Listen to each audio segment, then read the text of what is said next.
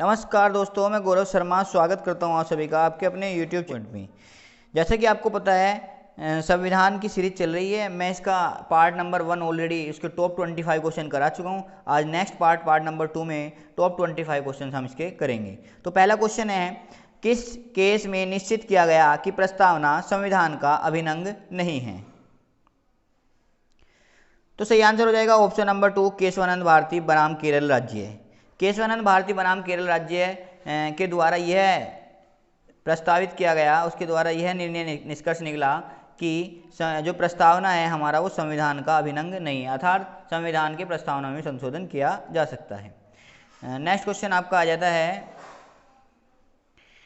संविधान के किस भाग में नागरिकता से संबंधित अधिकार दिए गए हैं?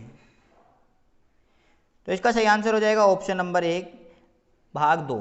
भाग 2 में नागरिकता है, ठीक है। भाग 1 में क्या है? भाग 1 में राज्यों का संघ बताया गया है 1 से लेके 4, ठीक है। उसके बाद 5 से लेके 11 तक भाग 2 में नागरिकता आ जाती है, अनुच्छेद 5 से लेके 11 तक, ठीक है। उसके बाद भाग 3 में आ जाते हैं आपके मौलिक अधिकार 12 से लेके 35 तक, ठीक है। और उसके बाद 36 से लेके 51 तक आपके नीति निर्देशक तत्व आ जाते हैं जो राज्य के अकॉर्डिंग होते हैं। नेक्स्ट क्वेश्चन आपका आ जाता है, कौन सी अनुसूची में जमींदारी उन्मूलन का उल्लेख है?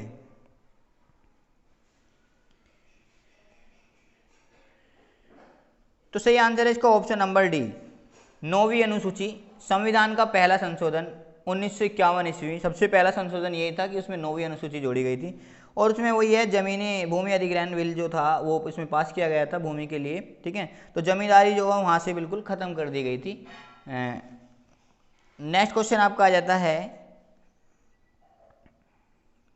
भारतीय संविधान के निम्नलिखित में से किस अध्याय में जनता को गारंटी या मूल अधिकार दिए गए हैं? मैंने अभी आपको बताया था, इसका सही आंसर हो जाएगा ऑप्शन नंबर 3 कि भाग 3 में 12 से लेके 35 तक आपके मूल अधिकार हैं या मौलिक अधिकार आप कह सकते हो, ठीक है। नेक्स्ट क्वेश्चन आपका आ जाता है, मौलिक अधिकार के किस अनुच्छेद के अंतर्गत सम्मिलित हैं? मौलिक अधिकार जो है किस, अभी मैंने आपको बताया 12 से लेकर 35, ऑप्शन नंबर 2 इसका सही आंसर हो जाएगा। नेक्स्ट क्वेश्चन आपका आ जाता है, मूल ढांचा शब्द की अवधारणा किस केस के द्वारा निश्चित की गई थी? कि संविधान को जो है इसे मूल ढांचा माना था, तो ये किसके? तो इसका सही आंसर है ऑप्शन नंबर 2, केशवानंद भारती बनाम केरल राज्य। तो इसने कहा था ये इसका अभिन्न नहीं है परंतु ये इसका मूल ढांचा है, ठीक है। नेक्स्ट क्वेश्चन आपका है, निम्नलिखित में से क्या उच्च न्यायालय और उच्चतम न्यायालय दोनों की आधिकारिकता के अधीन आता है? निम्नलिखित में से क्या उच्च न्यायालय और उच्चतम न्यायालय दोनों की आधिकारिकता के अधीन आता है, कि दोनों उस काम को कर सकते हैं?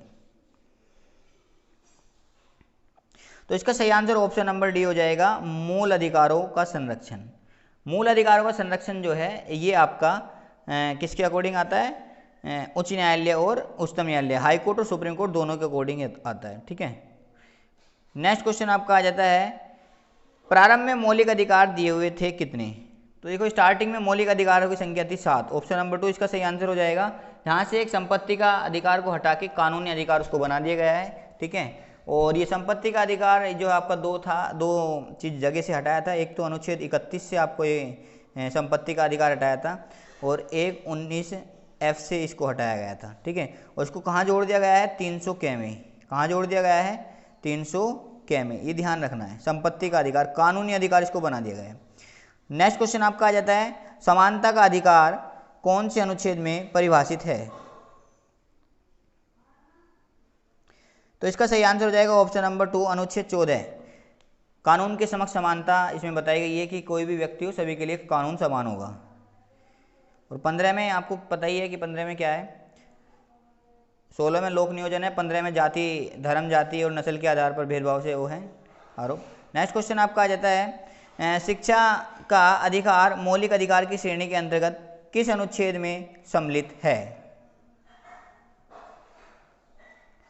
तो इसका सही आंसर है ऑप्शन नंबर 3, 21 K। 21 K में जो है शिक्षा का अधिकार सम्मिलित किया गया था और इसमें क्या कहा गया था कि 6 से 14 साल तक के बच्चों को निःशुल्क शिक्षा प्रोवाइड की जाएगी और ये 86वां संशोधन 2002 के द्वारा ये काम हुआ है, 86वां संशोधन 2002, ध्यान रखना है, ठीक है। और एक बात और मैं बता दूं, जितनी भी इमरजेंसियां लगती हैं, जैसे 3 तरह के हमारे आपात होते हैं, राष्ट्रीय इमरजेंसी, राष्ट्रपति शासन और वित्तीय आपात, ठीक है। तो इनमें से इन तीनों आपातों में ये 20 और 21 ऐसे अनुच्छेद हैं जो कभी ख़त्म नहीं किए जा सकते, ठीक है। और नेक्स्ट क्वेश्चन आपका आ जाता है, भारतीय संविधान के किस अनुच्छेद को डॉक्टर भीमराव अंबेडकर ने भारतीय संविधान का हृदय और आत्मा कहा है? तो इसका सही आंसर हो जाएगा ऑप्शन नंबर 2, अनुच्छेद 32। अनुच्छेद 32 का नाम है संवैधानिक उपचारों का अधिकार। मतलब इसमें आपको एक नॉर्मल इंसान को 5 प्रकार की उसमें रिटें दी गई हैं जिसके द्वारा वो अपने अधिकारों को पार कर सकता है। नेक्स्ट क्वेश्चन आपका आ जाता है, मोरारजी देसाई सरकार के दौरान पारित 44वें संविधान संशोधन में कौन सा विधिक कानूनी अधिकार बनाया गया था? बिल्कुल, अभी 44वें संविधान संशोधन से मैंने आपको बताया था कि संपत्ति के अधिकार को हटा के 1978 में ये हुआ था, संपत्ति के अधिकार को हटा के कानूनी अधिकार बना दिया था। ऑप्शन नंबर 2 इसका सही आंसर है। 44वें संविधान संशोधन 1900 कब हुआ था? ये 78 में, ये ध्यान रखना है, ठीक है। नेक्स्ट क्वेश्चन आपका आ जाता है, प्रेस की स्वतंत्रता और सूचना का अधिकार भारतीय संविधान के किस अनुच्छेद में मिलता है? तो सही आंसर है इसका ऑप्शन नंबर 1, अनुच्छेद 19। अनुच्छेद 19 में इंसान को बोलने की स्वतंत्रता दी गई है और उसी में प्रेस की स्वतंत्रता आती है, ठीक है। तो ये सब जो है आपको 19A के तहत दिया गया है। नेक्स्ट क्वेश्चन आपका आ जाता है, भारत के संविधान में किस अनुच्छेद के अंतर्गत सशस्त्र बलों के सदस्यों के मौलिक अधिकारों को विशेष रूप से प्रतिबंधित कर दिया गया है? तो इसका सही आंसर है ऑप्शन नंबर 3। देखो, अभी आप देख रहे होंगे कि यार मौलिक अधिकारों पे कैसे प्रतिबंध लग सकता है। इसके बारे में मैंने आपको फुल डिटेल में तीन पार्ट में मैंने मौलिक अधिकारों को समझा रखा है। सॉरी, पार्ट 2, हाँ 3 पार्टों में। तो इसमें 33, 34, 35 को स्पेशल तरीके से मैंने उसमें बताया, तो आप उसे बड़े ध्यान से देख सकते हैं। बहुत अच्छे से मैंने डिस्क्राइब किया है, आप मेरी प्लेलिस्ट में जाके कॉन्स्टिट्यूशन में जाके देख सकते हैं, 33, 34, 35। नेक्स्ट क्वेश्चन आपका आ जाता है, निम्नलिखित में से कौन सा निजी स्वतंत्रता का अधिकार है?